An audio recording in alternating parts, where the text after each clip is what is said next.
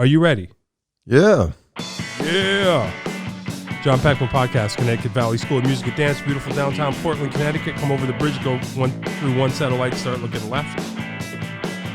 If you're watching on YouTube, like and subscribe, hit the bell. You'll get a spectacular announcement letting you know that this show is on. If you're a friend of mine, you want to be on the show with me, just ask. If you're not a friend of mine, you can ask too. We'll work something out. Listen after Dave will tell you how to have your very own podcast here in our studio. And I'm out of bed. I'm out of bed today. I've been in bed for a couple of days with a cold. It is not COVID as far as I know. But none of that matters now because we're here with a new friend. I met him. Has it been 6 minutes yet? Maybe not even. 6 or 7, maybe not even. Name of Joe Flood. That's your name? Yes, it is. Joe Flood. So tell us about Joe Flood. I'm from Portland. Hey, Joe Flood from Portland. Oh, you're Joe Flood from Portland. I'm the one. Okay. Oh, all right. Okay. There are many Floods from Portland, but I'm the only Joe that I know of. The Portland Floods. Sounds like that should be a team name. Yo, the Portland Floods. You know what I'm saying? Yeah, I used to experience them every. Oh, really? Well, I mean, every spring. I bet. Right. So tell us about yourself. I assume you're a musician. You're Dave's acquaintance more so than mine, so I don't know anything. So you could make something up. Well, I don't need to, man. Yeah, I grew up here in Portland. I didn't stay here once I kind of grew up. Sure. I hit the road, and I was a busker. Oh, Cottage to get to the point. Cool. So I started playing on the street in, I played in Boston, I played in New Orleans, San Francisco, places like that. And then I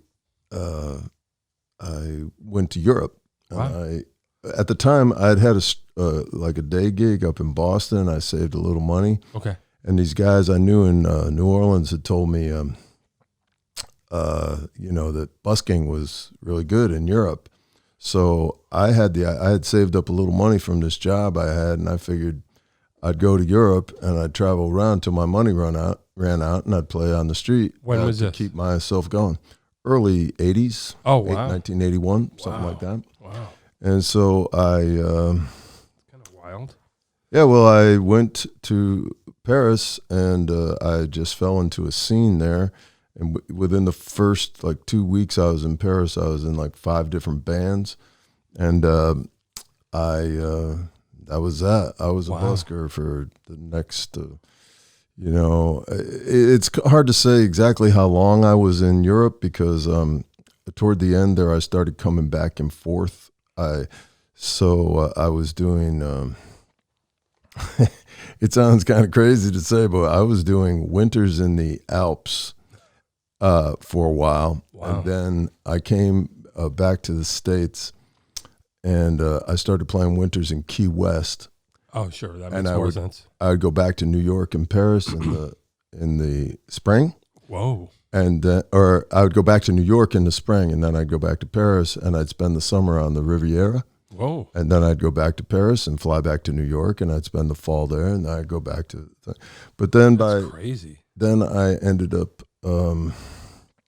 In New York City, and I met the woman who is now my wife. Oh, okay. I knew her from before, but we reconnected in New York, and I had a couple things going on in New York, so I just stayed in New York for several years, and I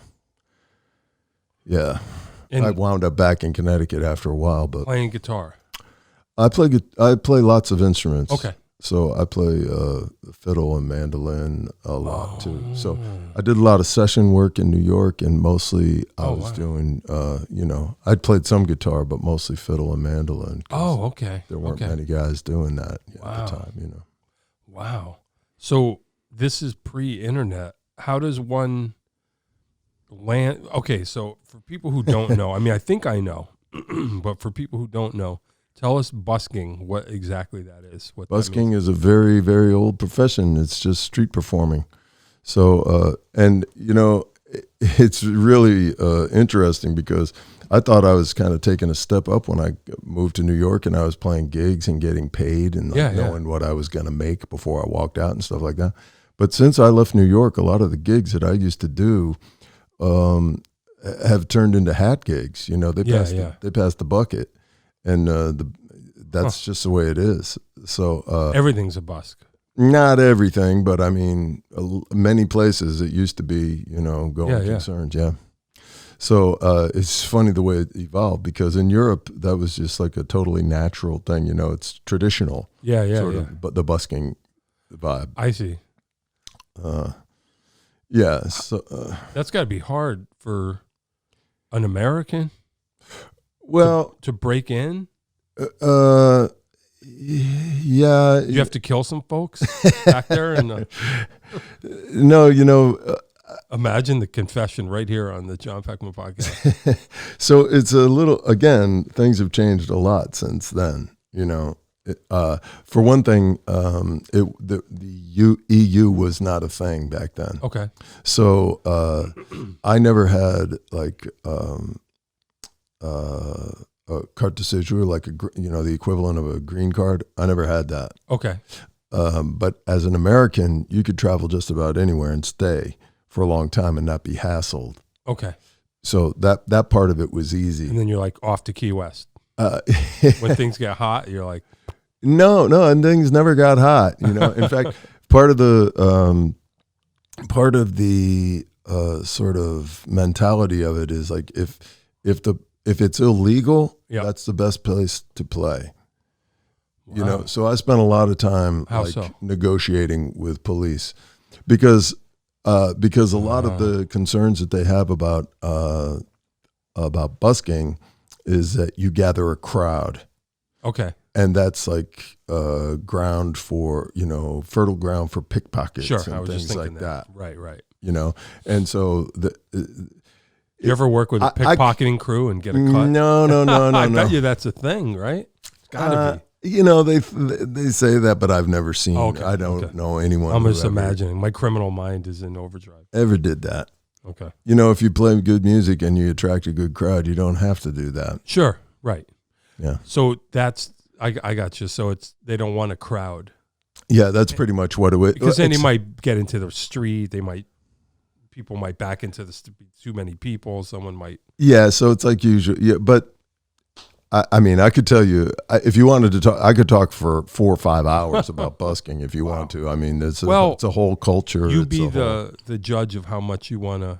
Yeah, but it's just what I did when I left here. Wow. And then I went to, then I was in New York. And when I moved up here back to Connecticut, it was kind of by accident. My wife and I decided to sublet our place in the city and just get out of town for a while. Sure. And one thing led to another, and then within years we had a couple kids, and they started school, and we were kind of here. Yeah. But I was still working mostly in the city. Wow. In New York and upstate. I connected. So I'll tell you a little story.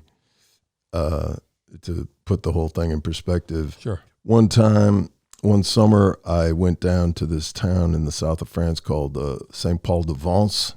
Vence. It's actually not Ron Wood, but help me out, bass player from the Stones. Bill Wyman. Bill Wyman wrote a song about it. He lived in Vence. And he wrote a song called Je suis un rock and roll star. Okay. And is en résidence à Vence. Yeah, okay. So Vence is kind of an artist community, and I knew some people there, so I used to go there from time to time. But in fact, the last time this time that I went there, I got kicked out of the place I was staying at. Oh boy! And so that's a different story. I won't go into that. But I'd been down there lots of times, but I'd never really played there. Okay, I was just hanging out. And so this day, I left early in the morning. I got up into town, and there was a market. So I played the market, and then I went and I played the terrace of the main cafe in town. Okay. And then I did the same routine that afternoon. I went and played the market after, Why not? and then I went and played all the restaurants that night.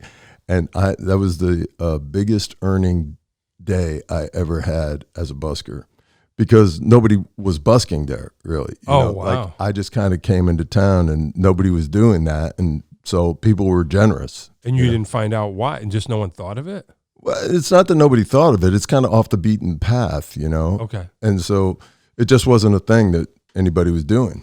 So in any case, and I'm kind of good. So, but what happened that day is that after the morning market, I was playing this terrace, and there was this cat on the terrace. He's a Canadian guy. I didn't know him at the time, but I discovered later he's kind of a world famous sculptor. Okay. He's Canadian. His name's Jim Ritchie. And he said to me, he asked this question, which became a common question there in Vance. He said, "Do you write your own material?" Okay. And I said, "Yeah." He said, "Why don't you sit down and have a drink?" He said, "I think a friend of mine is going to be showing up here in a while. I think you'd like to meet him." Uh-oh. He worked with Bob Dylan and the band and Paul Butterfield. Sure. I said, "Great." So Yeah. sure enough, his friend showed up. We met. We went to Jim's place for lunch. He made us his award-winning ratatouille that he had the recipe from Gourmet magazine hanging on the wall in his place, and I spent the next week or something with this cat David, and then actually I can't remember exactly, but I went to Saint-Tropez. We hung out on his boat. He was working at the time on a movie in Brussels with Brad Dourif, and who was a client of his, and Eric Anderson. I don't know if you're familiar with Eric Anderson, the folk singer. Yeah. He was writing the soundtrack. So, so he was kind of hanging out in Saint-Tropez, and I was hanging out with him.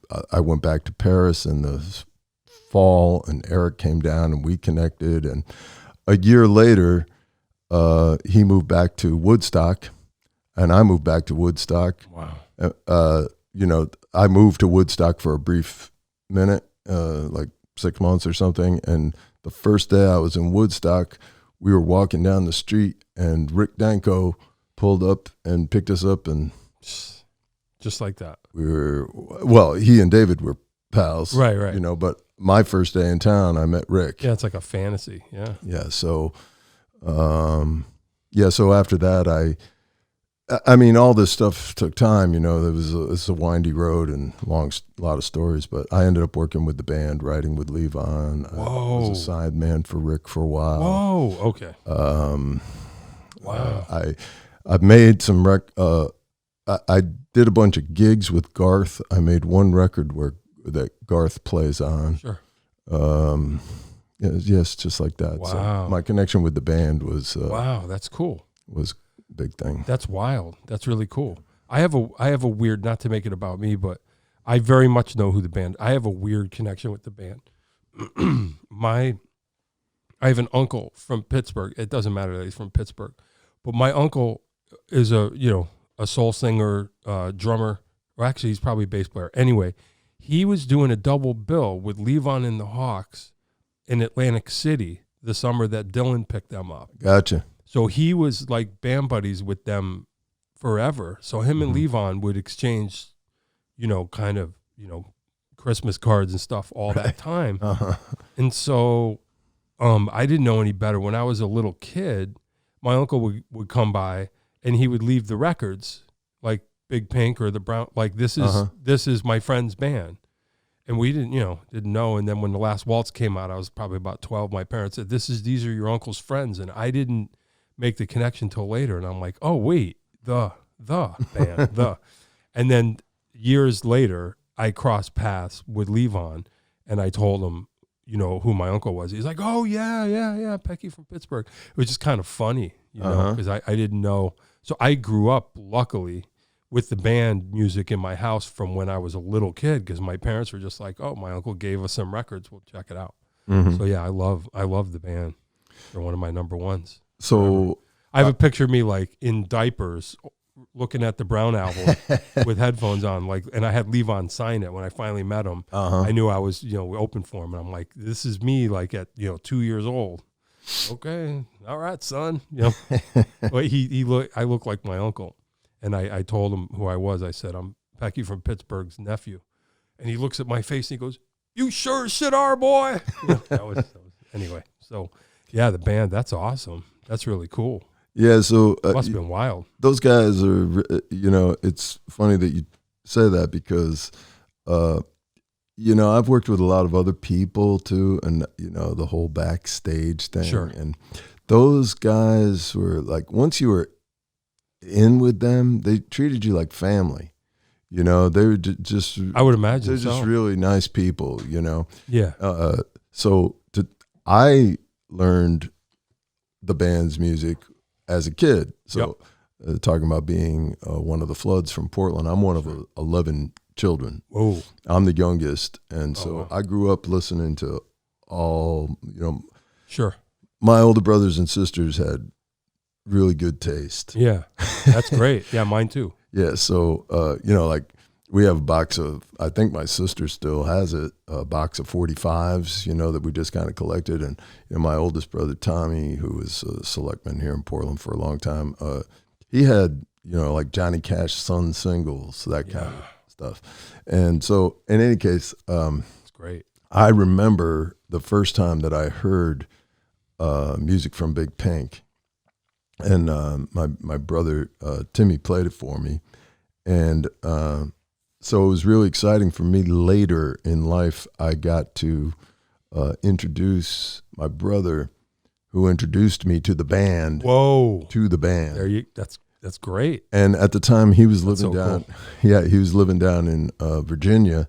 And when they came through to play, he would just go up and knock on the bus and say, "I'm Joe Flood's brother," and come on in. You sure as shit are, boy. Yeah, you're in. Yeah. Wow, that's crazy. Yeah, it's very. I got one last uncle story. My uncle's funny because he does. I'm a music nerd, so like I know every little detail. And years later, I asked him, so when were you hanging out with them? Did you stay in touch with them later? And he goes, yeah, one time. He goes, I was out the first time I was ever in L.A. I heard that they were there, and somebody hooked us up. And he goes, I called, and they were at Sammy Davis Jr.'s house. They built some studio. That was their studio. And I could tell him more about that than he knew. Yeah. And he goes, yeah, Richard answered the phone and said, where you at? We'll come pick you up. And he goes, yeah, I was there the night they worked out King Harvest. He said they just rehearsed that all night. And he said what they would do, according to him, and then, I would find out this is what they said. They would spend all night or all day or all night like running it down, and then call it a night, and then come in the next day and just nail it. Right. And he said that's pretty much what we did. Got up, they had breakfast, I watched them cut it, and then I went to my gig or whatever, just like that. But I'm like, you were at the pool house? And he's like, well, it was a pool house. There was one time he went to Big Pink, and I was like, he came to Connecticut, and went to go back to Pittsburgh and never showed up. And people started calling us going, where is he? And he went to Woodstock to hang out with them. And then years later, I go, did you go to Big Pink? And he's like, well, the house was pink. Like he just has no clue. Anyway, I go, was Bob Dylan there? He's like, yeah, I mean, Bob was there.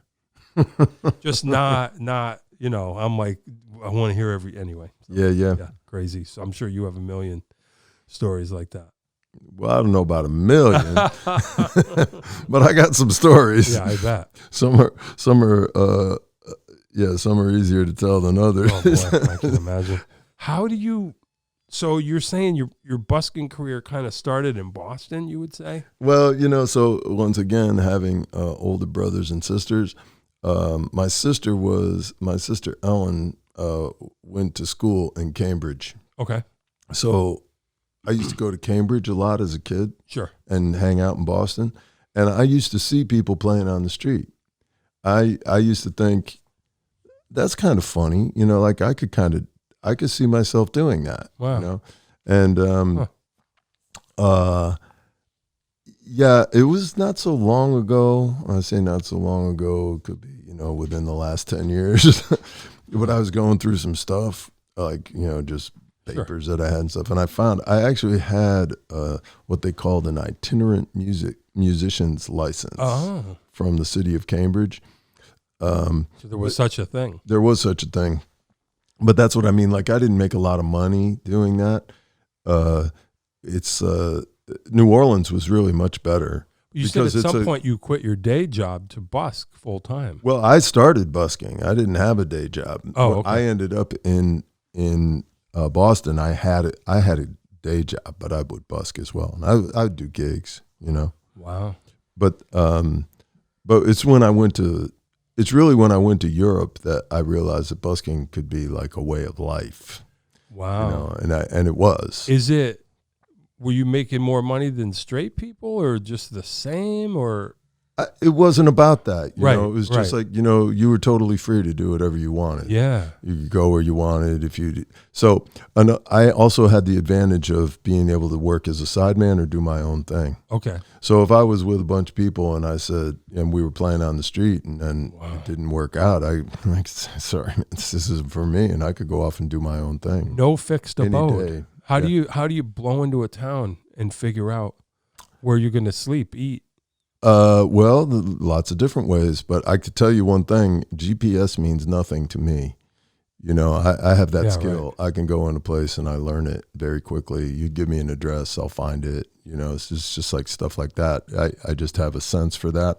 Wow. And also, you know, a friend of mine, a bass player that I used to work with, from Paris, he would tell me, you know, if you spend one day busking in a town, you know the town better than any tourist will ever get to know it. Sure. So, yeah, you know, we used to do that. We'd get a car, you buy a car, and then you just go and you drive in someplace and you find where the people are and you start playing. If you make some money, you hang around. If you don't, you move on. Sometimes, you run into people and say, hey, we got a restaurant. Would you come and play tonight? You know, wow. It works all kinds of ways. It's that's crazy. That's like it's like a story, like a real story, like a story. Well, I have many, many more busking stories than I do stories about famous people, because the stories with the famous people, they kind of always turn out to be the same story. Yeah, right. Did you, at any point, were you like, this is the life for me? Yeah, was my life. Wow. That was my life. Wow.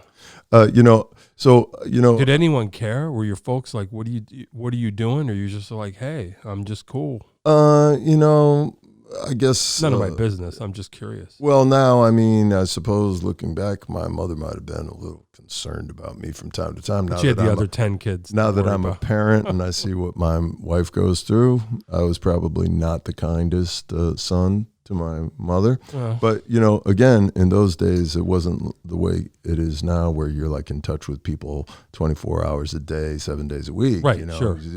So they didn't even know where you were, maybe. A lot of times. I remember calling my mom one time. From the Alps. Because my sister got married here in Portland. They had the wedding, and I called to say, hello. Yeah. I knew the wedding was happening, so I called, and I'm talking to my mom, and she said, "Where are you?" And I said, "I'm in Sardinia." And she said, "But that's an island." Yeah. Like, going to an island was like the craziest thing that you could do or something. You should have told her, I swam to get here. I was doing just fine. Wow. Yeah. That's wild. That's totally wild. I'm the 11th. The 11th. Yeah. So she was like, who is this? But which one was this? The other thing about being the youngest is that my mother had been through so much crazy stuff with my older brothers and sisters that she was tired by the time I came along. She wasn't going to start telling me what I had to do or didn't have to do. Wow. And then it kind of did work out where, I was doing okay. So what's the drive? Making music, seeing the world, people? Women, all of the above, but really, the thing that I really loved about busking is that I could just play music all the time. yeah, that's all I did, and I was in It's just of time the to go mindset. it's time to go get money. Let me just. It's time to play. Yeah, I mean, it's not. I mean, I know it sounds crazy, but really, I pretty much just played music every waking hour. Wow. So I would, I'd eat. Yeah, right. Right. Wow. But otherwise, I just played music all the time and with all kinds of people, That's cool. Yeah, people from all over the world. Yeah, so like right. I was in part of a scene in Paris. There's a place called, and this is what I fell into when I first got there. I'd been there maybe 4 days or something, but I went to Place Saint-Michel because I remembered from my my junior high school French textbook that's where like all the college kids hung out or something. Wow. So I went down there and I was playing, and this guy came up. He was a Dutch guy, and he said, "Hey, have you been to the Maze?" And I said, "No." And so we walked down the Rue Saint-André des Arts, and I found out that's where all the buskers hung out.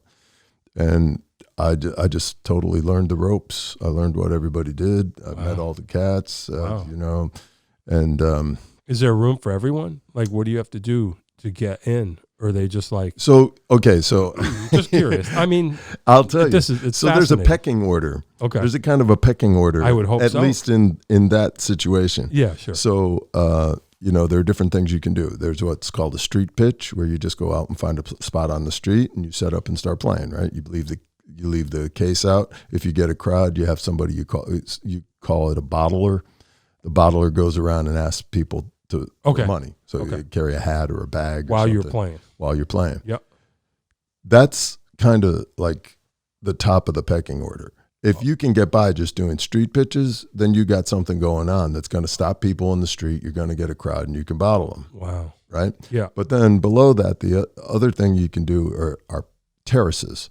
Okay. So, like every cafe has a terrace, every restaurant has a terrace. You go, you set up, you do 2 or 3 songs, and you do a couple songs, and then like you do another song so the bottler can go and ask people for money. Sure. Then you move to the next terrace, and you just do terraces like that. I You see. go around and play terraces. Okay. I would do that all the time. Was there as a solo guy, you can do terraces really easy. You play a couple songs, you go and bottle, and then you come back and play a short number. Is there an endless procession of different buskers in the same terrace? Some places. So you're all just going. Beer, beer, beer, beer. Yeah, well, so there are some places like that, and then there are cities in different cities where they make, like in Brussels, there's the Grand Place in Brussels, which is just like 20 terraces all around the edge, and it's illegal. You're not supposed to play there. Oh, wow. But I did it for a couple of weeks before I got busted, and I made a lot of money there. And then what happens when you get busted? You're in jail. Well, would you like me to tell you that story? I don't know. Yeah. So usually in Paris, we're coming up to halfway. I don't want you to run out of anything that you... I have nothing I'm promoting here. I'm just here to talk. No, I mean, man. I want you to pace yourself because what? Are you, okay, leave yourself room for a couple of songs. This is fascinating. So Yeah. So I mean, some places it is like that, but again, there are some guys who are just doing it because. So there was a large group of the people that were on the scene who were like, working class guys from England or something. Okay. And they could play a few songs, and they came down, and it's like they'd rather play terraces or play trains in Paris than be in collecting the dole in some, I see, dirty town in the north of England. Right. You know what I mean? Sure. So, so that was one level of the kind of people that were there. But then there were really great musicians, Wow. So playing trains was a thing. I knew a guy, he's still around. He's in London now, and I see him on the social media and stuff. Yeah. He's a great guy. He's an Irish guy, Vince McCann, and he would sit in the back of the Maze, and I would sit there with him often, and he'd play like country songs, folk songs. He had such a incredible repertoire. He could play all day and never repeat anything, kind of thing. And then things that he learned just from being there. Just stuff from records. He just was a big music fan. He heard a couple songs. He heard a song a couple times. He kind of knew it. Sure. And But he would go down to the Odeon metro station every day at the same time, and he would only play for an hour. He would go up 4 stops and back 4 stops and up 4 stops and back 4 stops. He'd play the trains like that for an hour, and always the same song. Wow. He would only play The Sounds of Silence, and Nice. his girlfriend would bottle for him. Sure. And he made a living doing that. Wow. It's sort of like imagining that somebody would actually get on the train Yeah. between this time and that to catch Vince singing the Songs of Silence on their way to wherever they were going. That's crazy. But yeah, that was his thing. And the rest of the day, he'd just sit in the bar and play his guitar. Wow. Just go up. I got to go. My hour's here. It's time to go. Wow. So, wild. there's a wide gamut of what was happening. That's crazy. Do you know that group, the Gypsy Kings? Yeah. Yeah, so I used to see them all the time just hanging out on the terrace of the Mazet. They were buskers. Oh, wow. They started like that. And so lots of people. Where are you living when this is all happening? Hotel living was a big thing. Okay. But then, after a while, you also meet people. So, Yep. like, you do a little tour of Switzerland and Germany. You meet a bunch of people. Next time you go through, you call them up. Hey, man, we're in town. Can we stay at your place tonight? And Crazy. Wow. That's wild. That's really wild.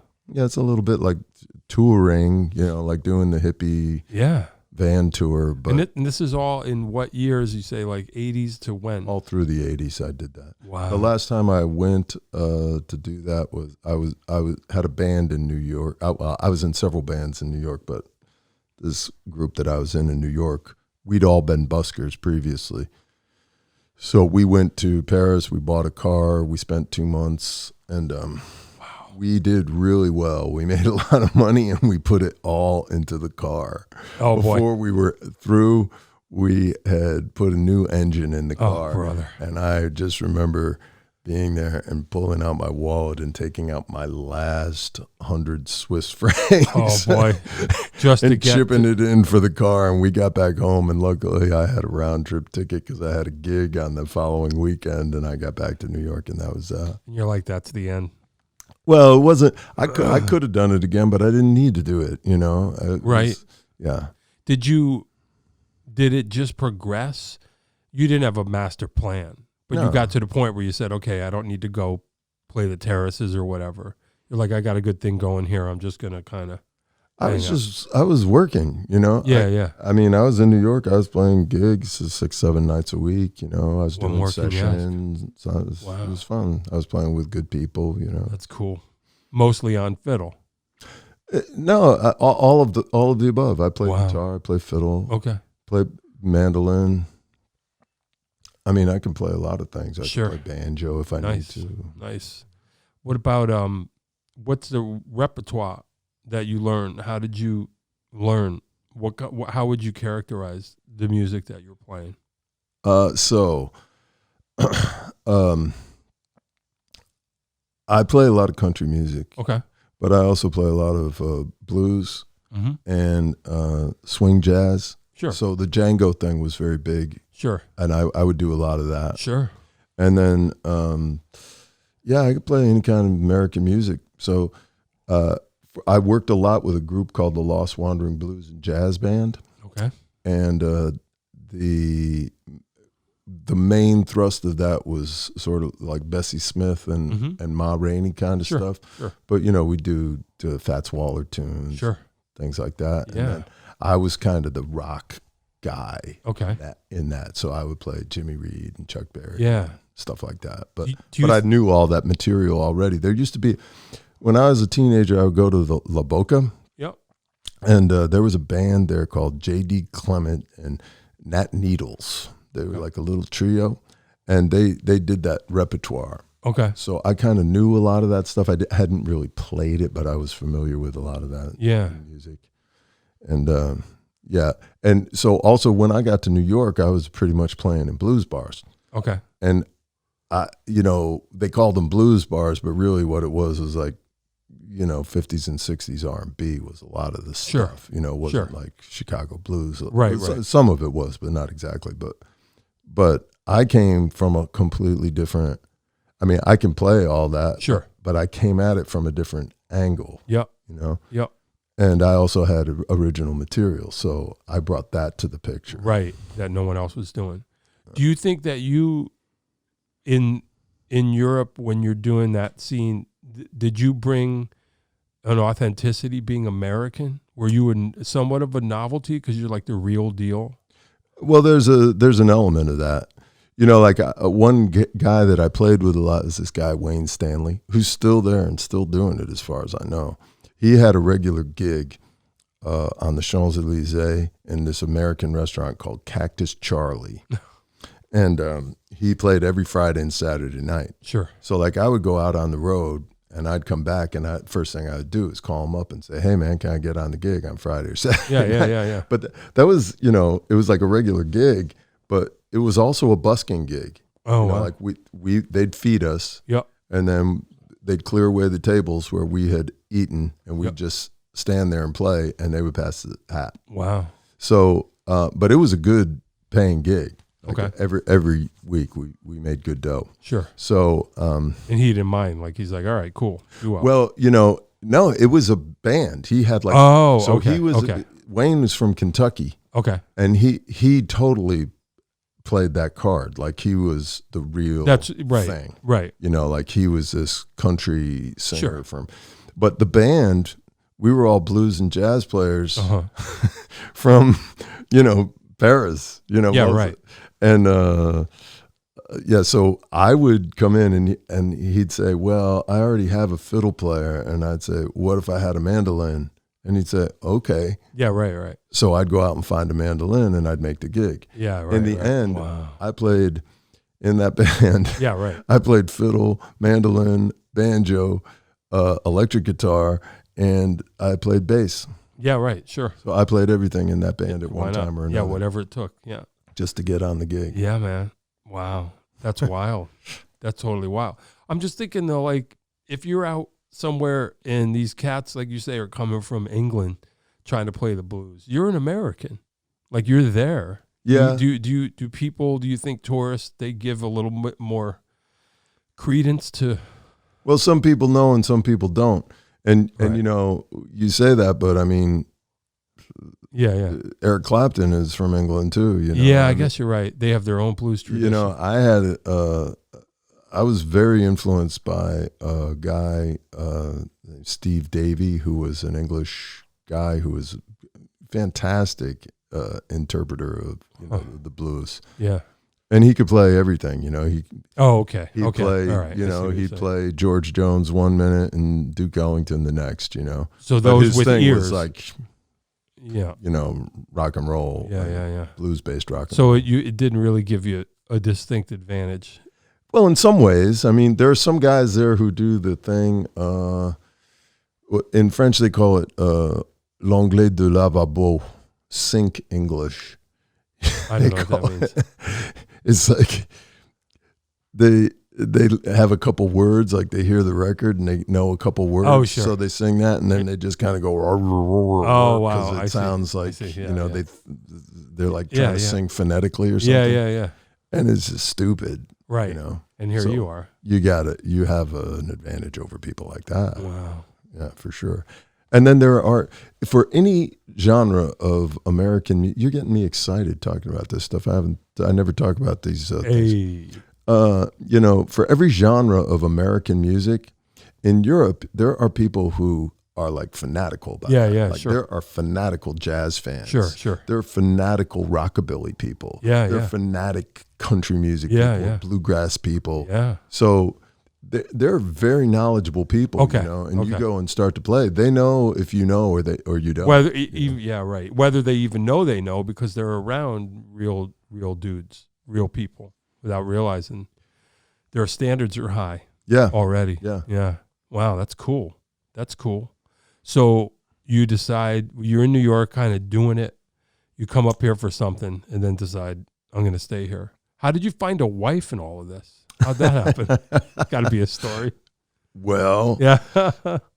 In fact, I had met my wife in Boston. I was working in a movie theater. Okay. My sister Mary, who still lives here in Portland, was living in Boston, and I went up there, and she was managing a movie theater, fantastic old movie theater called the Exeter Street Theater. I think it's a furniture store now. Yeah, right, sure.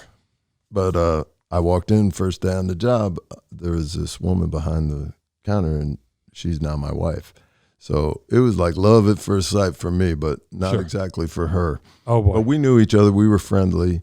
And then I was in Central Park busking on a Sunday afternoon, and I saw her standing in the crowd. And Whoa, said, there it is. Yeah.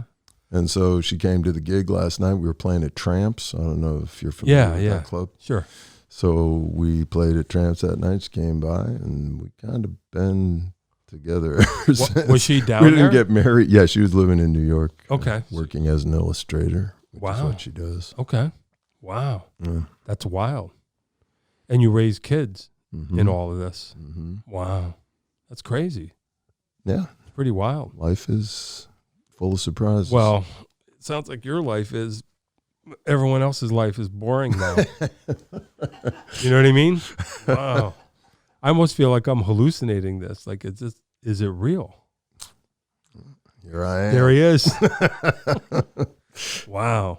Why don't you play something? I don't want to run out of time. Play something. Do that now while Dave's here, and then we'll. What would you like me to play?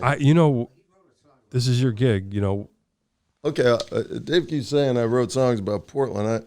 I'm not sure exactly what he means, but I'll tell you, I did write this. First of all, what year is that, Gibson? It looks older than it is. Okay, this is a big issue from the. Okay. I'm a little bit of a. Yeah, it's like early '90s or something. Okay. It's one of those Montana. Okay. You getting everything? You don't need another mic or anything. You're good. I might just do this. I might just do that just to get him. Here. Let me get a little bit. Okay. Well, this is a number that I wrote actually for the band. I wrote this with Jim Weeder, who's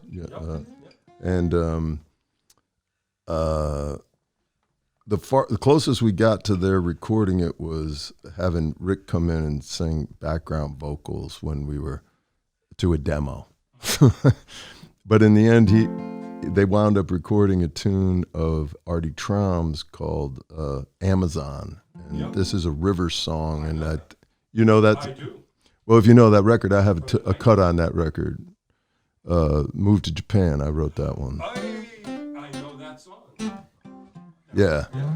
So this was written in the same era, and the people up there, they think about the Sopus and all these other creeks that are up there in the Catskills, but I grew up here in Portland, so that's what I was thinking about.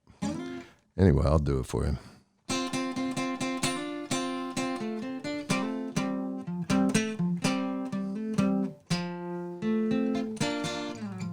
Red sky evening in an old river town. Things get quiet as the sun goes down, till it's just you and the night, and the moon on the hill, and the wisdom of the water running deep and still. It tells a story from the mountains that talks about the sea, a water song sung in rocky harmony of every raindrop that's fallen, every wind that's blown. It's a story of the river, and it's written in stone. But it's getting hard to hear that river anymore, for the highways hum and the engines roar. But high in the mountains, where the wise man goes alone, Every river tells a story that's written in stone.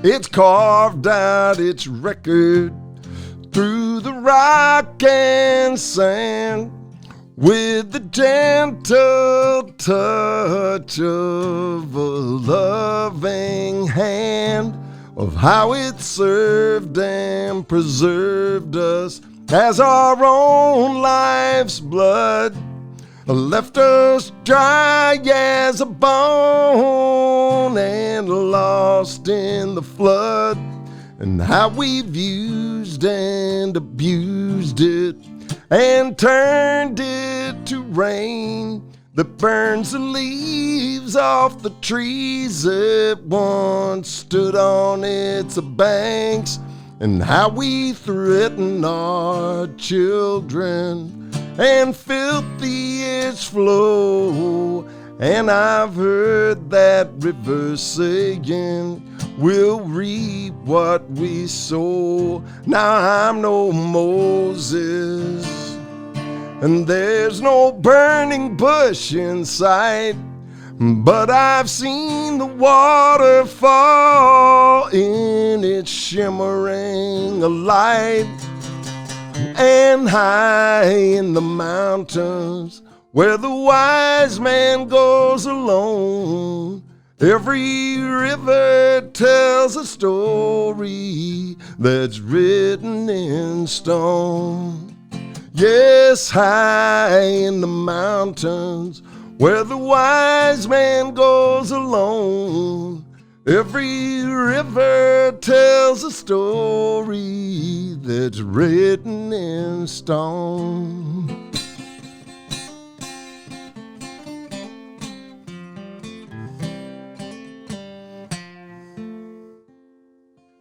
Hey, listen.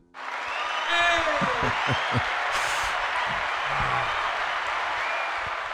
There he is, Joe Flood. Good thing I didn't hit this button. Oh, you didn't hear it. Oh, you don't have your headphones on. I almost hit that button instead. It's so close. Good thing I didn't. Wow. Hey, man. Joe Flood was live. He's live here in person. That was cool. That was really cool. Beautiful. I could do another one. Yeah, why don't you? Why don't you? Okay. Yeah, do another one. Let's see. See, I always thought moved to Japan. I figured Levon, but he was all into sushi. Yeah. I thought he wrote what I just assumed. Well, that was just his idea. That's awesome. And then I wrote it Great. at my kitchen table. And gave Beautiful. Wow. I would never know that. That's amazing. All right, cool. All right, let me point this at you. Here goes.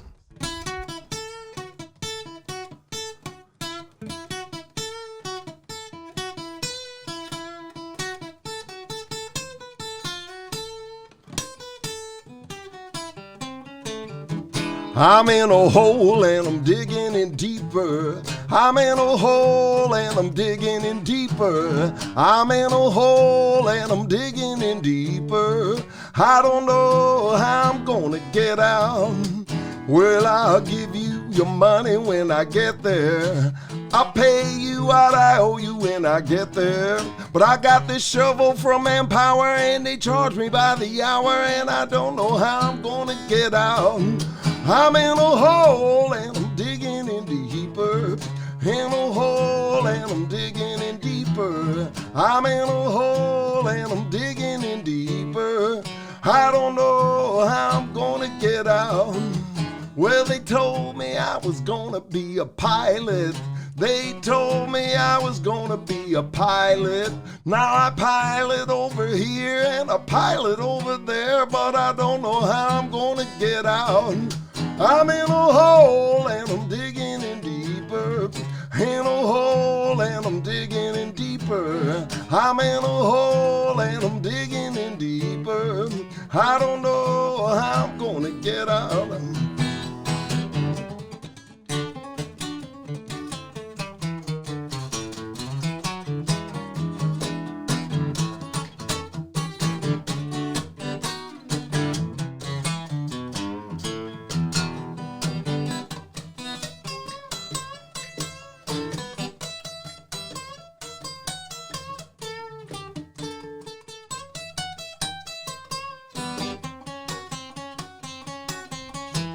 Well, now dig this song while I sing it, and I'll sing this song while I dig it.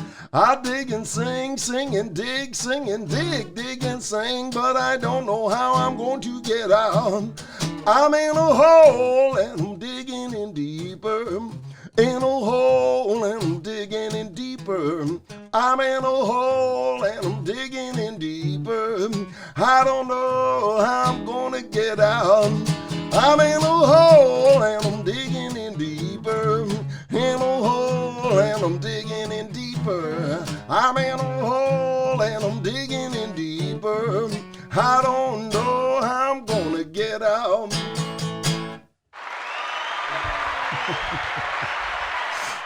Beautiful. Beautiful. How about that, kids? Joe Flood, live music here. John Peckman podcast. That doesn't happen all the time. But I'm glad. This is perfect. It's beautiful. You're say something. I want to make sure I still got us. I think I'm still here. Yeah, you're still here. Wow. That's cool, man. So what are you doing now? Nothing, you say. Not really. Oh no, I'm Just doing all kinds of things. Tell us what you're doing. Well, I'm working on I got like 3 projects in the. I got so many projects in the works, but actually I'm working on making 2 records, 2 albums with video. Okay. So like about a month ago, we recorded 2 songs live at Penfield Farm here in Portland. Yeah. Me, Michael Cleary. Yeah. Wes Brown on bass, and my buddy Pete Wilhoit on drums. Okay. And we shot live video. Oh. So I'm working on that. But yeah, these are kind of 2 different kind of vibes. One of those songs will go to one project and one will go to another. Yeah, yeah. And I've been working on this thing with a friend of mine, a bass player that I work with a lot, Andres Villamil. His dad is Puerto Rican. He's done some incredible paintings. He's had a long career as a painter, and we're working on I'd call it a musical, but it's not exactly a musical, but it's based in the world of his paintings. So we're writing songs that relate to these paintings of his. That I'm doing, and I'm written a lot of it in Spanish, which is a first for me. So, are you doing what they say in France? Fate? No. No. And then I'm also working. I've got 10 songs in the can. We just have to get in and work on them. A bunch of these things that I wrote with and for the band. Oh, nice. that were never released. Sure. So we recorded them, and it's just finding the time to get in and finish them up. Yeah, I hear you. Wow. So you wrote with them, yes, around them, for them, all of the above. Yeah, kind of all of the above. So like talking about Move to Japan. Sure. That was, a lot. They're not alone in this, but a lot of people, and this is where I kind of have made a niche for myself as a songwriter, is that I'm a good finisher. Okay. So, and I'm I'm more of a lyricist, I guess, in some ways than other people. So like Levon would have an idea, and he would filter that through Jimmy. Okay. And then Jimmy and I would sit down and kind of write the tunes. Yeah, cool. And we did a lot of those. Rick was notoriously difficult to sit down and write with. Okay. Why? Because he had a short attention span. Okay. Yeah. Yeah.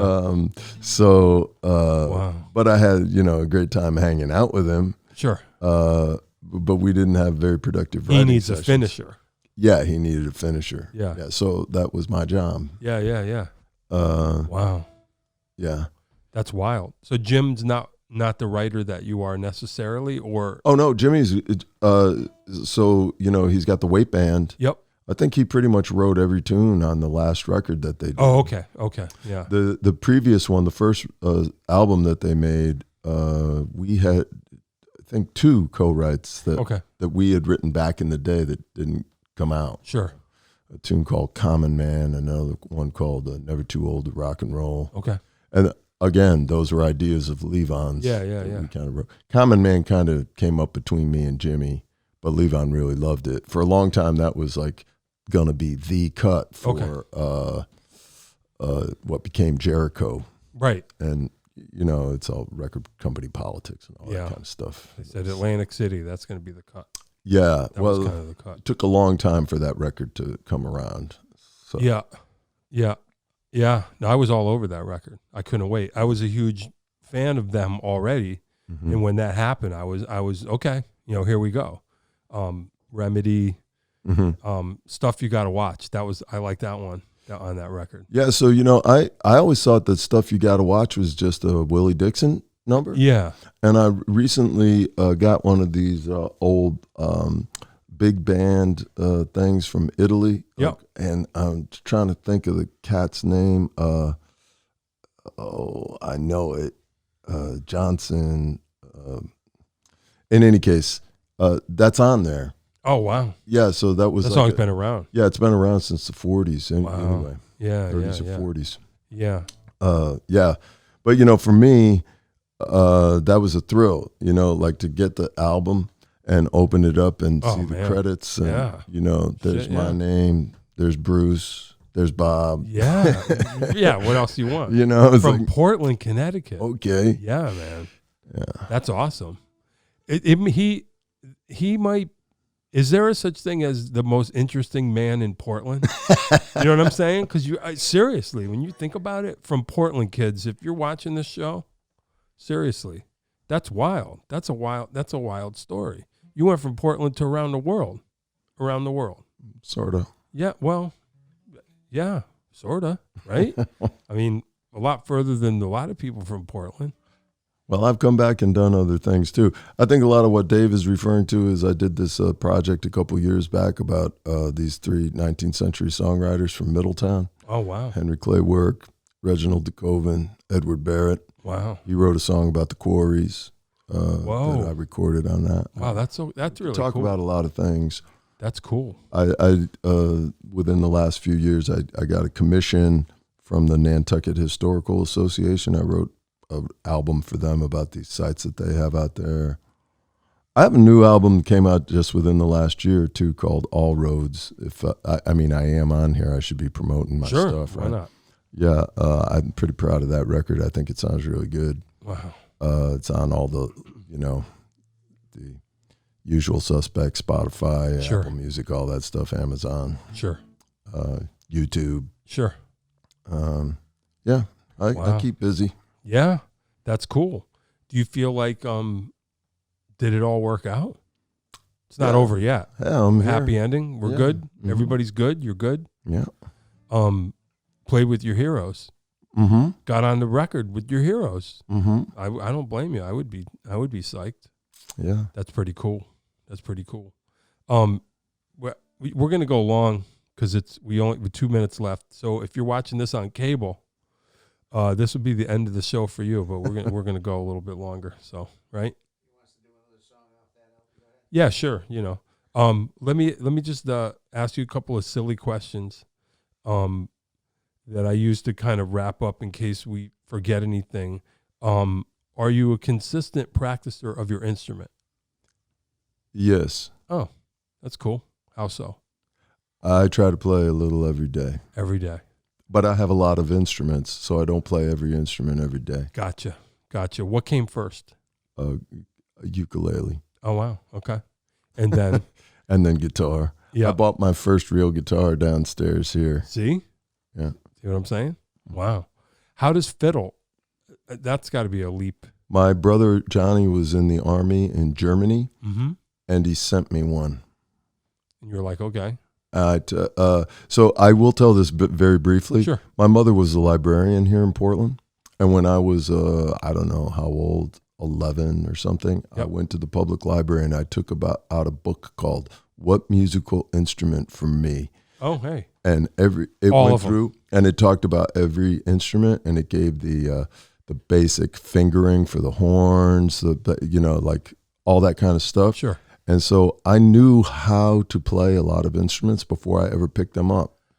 So Gotcha. like I was a lover of flea markets and stuff like that. I would find still have a Gibson banjo mandolin that I bought for like $10 when I was a kid, and I played it on lots of people's records. That's great. And stuff like that. So when I took the fiddle out of the case, I kind of already had an idea about what to do with it. Wow. And nobody ever told me to stop. Yeah, right. Like you always think of people playing the violin, it's like, but nobody ever told me not to play. How long did it take you to start sounding like something? An hour. Oh, that's great. See? That's cool. That's what I mean. Nobody ever said, take that thing out of here and so throw it away. Yeah. Wow. That's wild. I mean, I wasn't great, but I got better. Well, right. But you were able to make music on it. Mm-hmm. Wow. That's wild.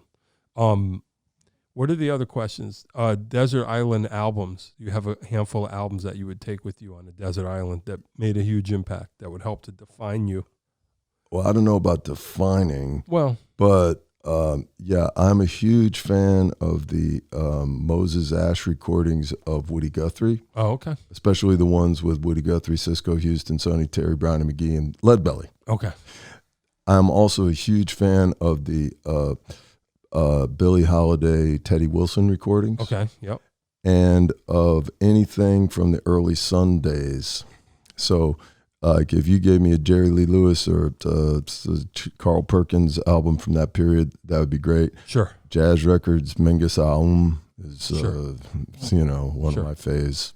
Jerry Lee Lewis, who's not dead, by the way. Did you hear that? There was a big scare that they announced that he was dead, and then they had to take it back because he ain't today. So anyway, rock and roll is still alive at this moment. Yeah. Yep. Yeah. I mean, there are lots of I like a lot of kinds of music. Sure. So it's Mingus Aum and Kinda Blue would be up there. Sure. With mine. A couple, and Dylan. I own the entire Dylan catalog, so that would be kind of hard to choose. But yeah, I hear that. Desert Island food. What's something you could eat every day? Korean food. Hey, see, there you go. Yeah. Is there some of that around here? I don't know. Not so easy to find. No. But how'd you get onto that? Because there used to be a restaurant in New York City called Wu Lei Oak. Okay. And that was like a musician hangout. I see. It's fantastic. Korean food has every flavor. Oh wow. Okay. That's good to know. Mm-hmm. Wow. Far out. And another interesting fact for you around here, yep. Many of the first Japanese restaurants that opened here in this area were actually run by Koreans. Oh, okay. So if you look closely in the menu, there'd be like one or two dishes. They said Korean dishes. I see. Because they were really Korean, and there are similarities between Korean and Japanese food. And they just thought Japanese food people would understand it, have more of an understanding of it, or whatever. Yeah. Wow. Far out. Yeah, that's crazy. There is a big connection between food and music, if you ask me, too. Yeah, I know. Me too. That's why I always ask that question. Yeah. Is there a particular live show that you saw that blew your mind, that changed your trajectory, that comes to mind? Yeah. So I don't know how old I was. I must have been maybe 15, but I went to the roller rink at Wesleyan. Okay. And NRBQ was opening up for Commander Cody and the Lost Planet Airmen. Sure. And that was right after Al Anderson had joined the band. So I was like 6 feet from Al Anderson, and it just completely blew my mind. Sure. Yeah. And then the Commander Cody thing was really interesting too. They had the big band there. Yep.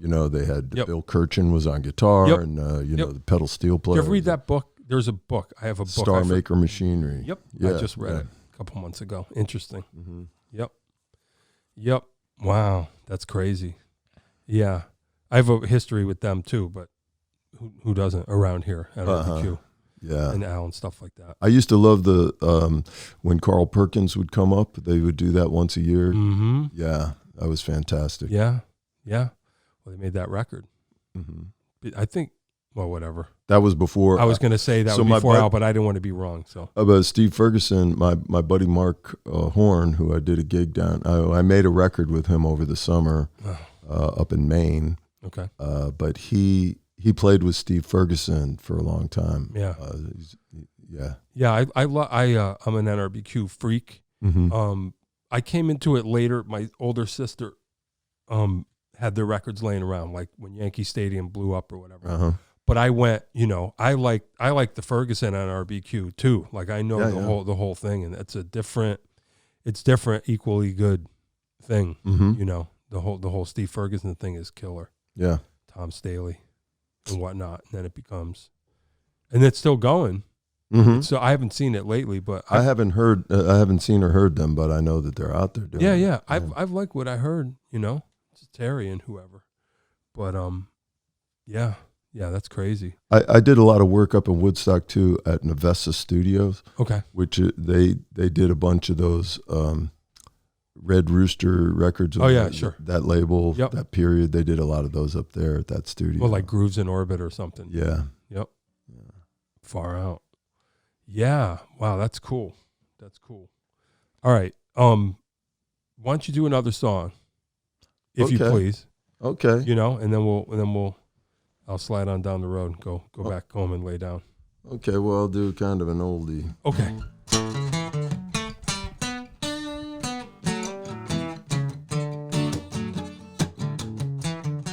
Harlequin romance, Arabian Nights, some chivalrous tale where the hero fights for the hand of the lady for whom the hero fell.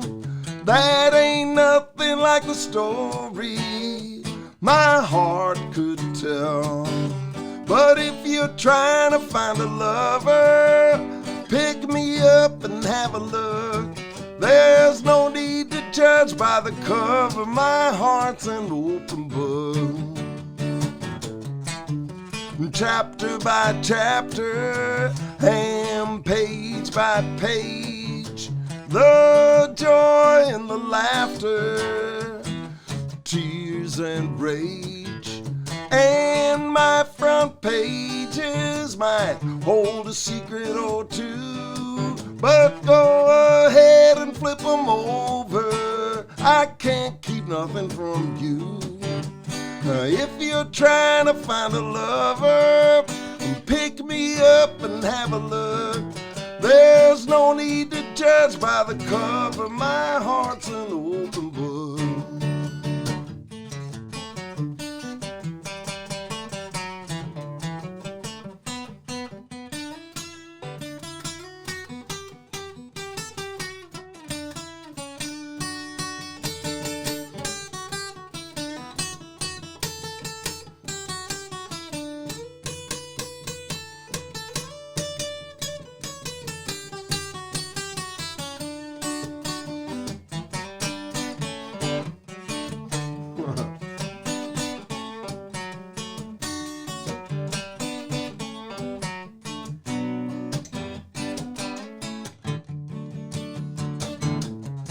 It's not a short story, it's sort of sad but true. Drags a little in the middle, but then it gets to you. And it turns into romance you can read about yourself. Go ahead, scribble in the margin, just don't put me on the shelf. But if you're trying to find a lover, pick me up and have a look. There's no need to judge by the cover. My heart's an open book. Yeah, and if you're trying to find a lover, go ahead, pick me up and have a look. There's no need to judge by the cover. My heart's an open book.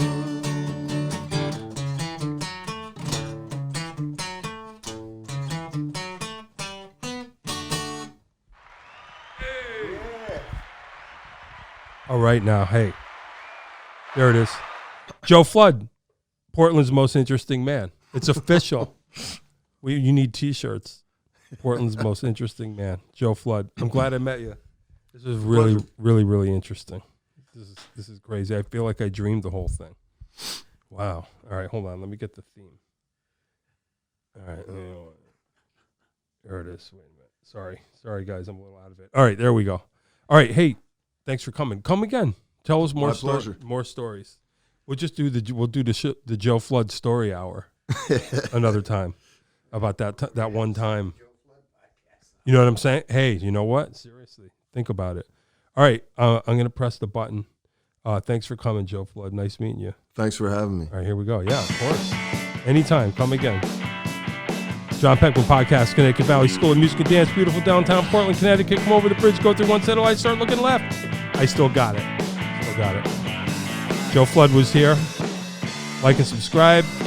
Tell your friends. Tell your not friends. Listen, Dave will tell you how to have your very own podcast here in our studio. Thanks a lot. Thanks to Joe Flood. And that is all. If you'd like to start your own podcast, give us a call at Connecticut Valley School of Music and Dance. Our professionally designed podcast space is here for all your recording needs. Rent out our studio to do interviews with up to 4 people, to record audiobooks, social media content, and all other recorded material. Our rentals include a private studio along with our professional-grade podcasting equipment, and we can customize your output to whatever your needs are. We also have green screen capabilities, which will expand to video capability if you so wish. So check us out here at convalley.net/podcast.